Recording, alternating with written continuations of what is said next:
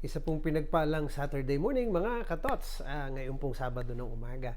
Ang ating magiging simpleng tanong para sa pagninilay, gusto mo bang maging mabuti ang mundo? Okay. Ewan ko nga ba, itong mga huling araw, sunod-sunod ang mga napapanood natin sa Facebook, sa news, ng mga binugbog sa kalye, tinutukan ng baril. Kahapon na lang, mga kabataan sa Nabotas, nagbunga ng isang namatay, na sinaksak, daming kwento no? Ano na ba nangyayari sa mundo natin, no? Ewan ko. Pero syempre, lahat naman tayong hangad natin sana maging mabuti. At maaaring marami tayong idinadahilan, pero alam nyo, ang ganda ng Ebanghelyo ngayon. Hinango kay San Lucas, Kabanata 6, mga talata 43 hanggang 49. Ang ganda nito sapagkat sa totoo lang naroon na Sinasabi na doon, ba't ba nagkakaganito mundo natin? May tatlong bagay ang sinasabi ang Panginoon doon na mahalaga para maging mabuti ang mundo. Ano yung tatlong yon? Ang una, lumapit sa Diyos. To come or go to the Lord or follow the Lord. Second, pumunta sa Diyos. Ang kalwa, makinig sa salita ng Diyos. At ikatlo, ipamuhay ito. Yung tatlo. So, iniisip ko, ano nangyayari sa atin? Well, hindi na tayo lalayo. Sa Pilipinas pa lang, bayan na tinatawag na Catholic nation.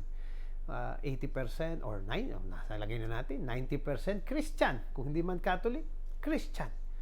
Isipin ninyo mga kapatid, ba't nagkakaganto pa rin tayo? Bakit nariyan pa rin ang nakawa? Nariyan pa rin ang korupsyon, nariyan pa rin ang mga suhol, nariyan pa rin kahit sa loob ng simbahan, ang mga bagay na hindi naman dapat. May tatlong sinabi si Lord. Isipin nyo ang statistical data, not more than 20% go to church. Doon pa lamang, to sa una na sinasabing puntahan ang Diyos, ay kulang na tayo. Kung doon sa 20%, puntahan naman natin yung pangalawa, nakikinig sa salita ng Diyos. Ilan nga kaya? No? Na talagang nakikinig, nginunguya yung salita, pinagninilayan sa buhay niya, pinagdadasalan ng salita. Kalwa, kung sa 20% ay lagay na natin naka 60% tayong na nakinig, nagnilay, wow. Ay punta pa natin yung pangatlo, yung ipamuhay ito, yun, doon lalo na. So lalo nang bumagsak pa ang percentage. So bakit nagkakaganto? Very simple, wala yung pundasyon yung sinasabi ni Lord na nagtayo ng bahay sa ibabaw ng bato. Kaya napakalaking challenge sa atin. If we really want to change this world, start sa ating mga sarili. And there are 3 things to make this world good, para yung bunga ng buhay natin maging mabuti, para tayo maging punong mabuti. 1, go to God.